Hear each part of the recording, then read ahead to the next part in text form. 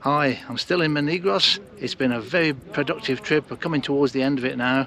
They don't have a lot of hides, but the hides they've got are very productive. Got a lot of species coming into them. Had black kite fighting this morning. There's hobbies coming down to drink. It really is a prolific place.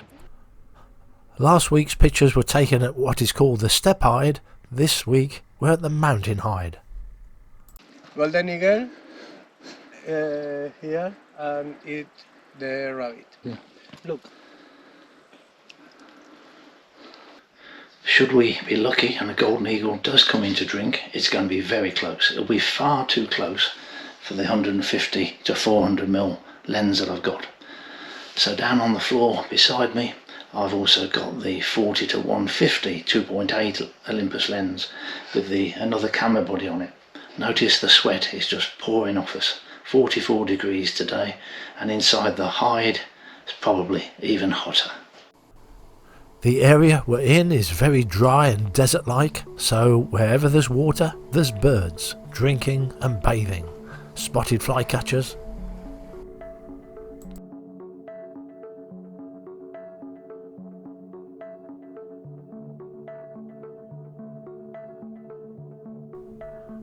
This clip is taken at 240 frames per second, which means coming down to HD, high definition, instead of 4K.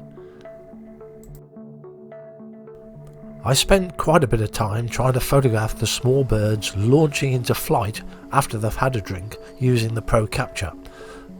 And I've learnt my lesson. If a bird becomes too bedraggled after bathing, they don't look very attractive when they're flying. So I really want birds that have just come down to drink and they haven't got the feathers wet. But the spotted flycatcher would keep launching itself into flight and catching an insect. But here it's hovering. Notice how the head doesn't move. Just like a kestrel when it hovers. The head is static, just the wings are moving. The shutter speed for this sequence was 0.08 of a second, but it didn't need to be. 2,500th would have caught it just as well.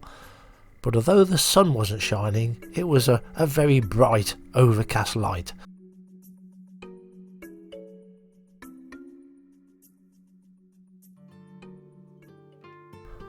Sparrowhawks are normally very keen on bathing when they come to water, but unfortunately this bird didn't hang around. But this bird did. A larger version of a sparrowhawk, the goshawk. Again, the 240 frames per second. Doesn't really work in slow motion when the bird is just static. You really want a bird to be moving and doing something. That's when slow motion looks its best.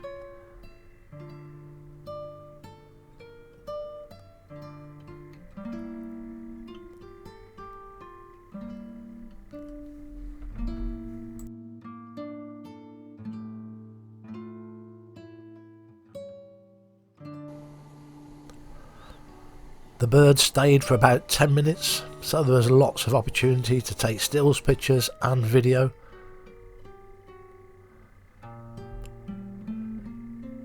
If you want to catch birds with the water droplets coming out of the bill, you need that same fast shutter speed that you're going to use for birds in flight. 2,500th of a second is a good starting point, and that is not difficult to achieve in Spain. But when a bird is static like this, it could be even 200th of a second. It really doesn't matter so much. I'm sweating as much as you would in a sauna. This was the day it reached 44 degrees. So that rock bunting I've just done, that was very attractive. I like that. A lovely soft light.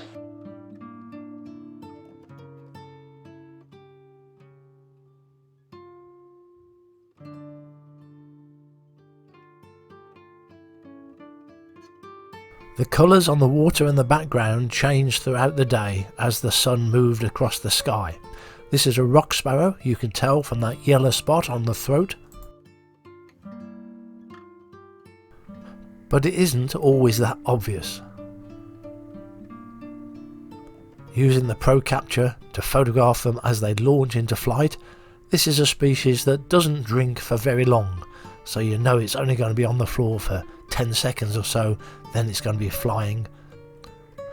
And the same for Serens too, they don't hang around. I like photographs of birds with reflections, not everybody does. This is a female Seren. And the spotted flycatcher eventually landed on a perch. I wanted it to turn around, which it did. And since the wind is blowing from right to left, I anticipate the bird is going to fly to the right, and it does. And Pro Capture makes this sort of picture so easy. We had lots of visits from turtle doves, and that's a real treat now for a British photographer because it's such a scarce bird in the UK.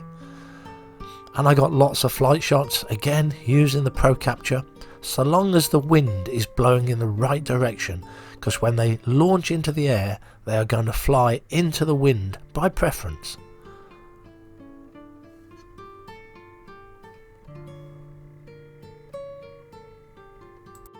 This trip was arranged by Rennie de Heer, and I'll put a link to his website in the description underneath the video. His trips are drastically cheaper than you're going to get them through a normal British tour company.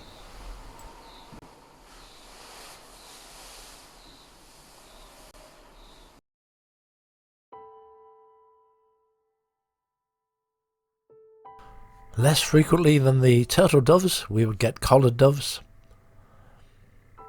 Again taken with Pro Capture.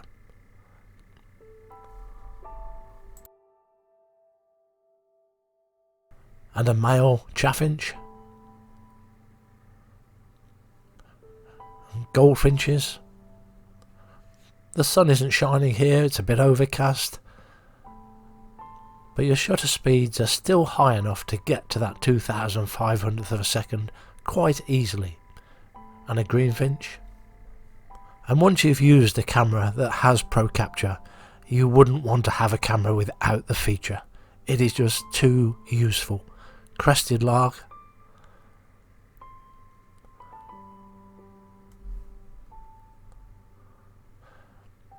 And we had a visit from a buzzard, although it didn't come to drink or bathe. One other subject we tackled was a European roller nest. I'm in one of these chair hides again, not a great fan. There's a European roller's nest. The bird is supposed to be landing on the branch to the left, but it never does. It drops in from the top of the tree. But remarkably, although it's a very long flight path, it's in the same plane of focus each time.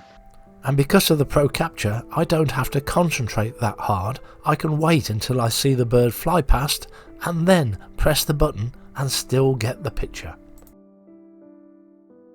Another option is to do a night session in the drinking pool hides. So they put flash guns up, 3 of them, 2 at the front and 1 at the back. And then you have to wait. Long-eared owl, eagle owl are both frequent visitors. But I found getting the exposure right was a little tricky, and in fact I didn't. I considerably underexposed it when an eagle owl came in. But because I'm shooting raw, I have considerable latitude there. I can boost the exposure up in post-processing. Thanks for watching.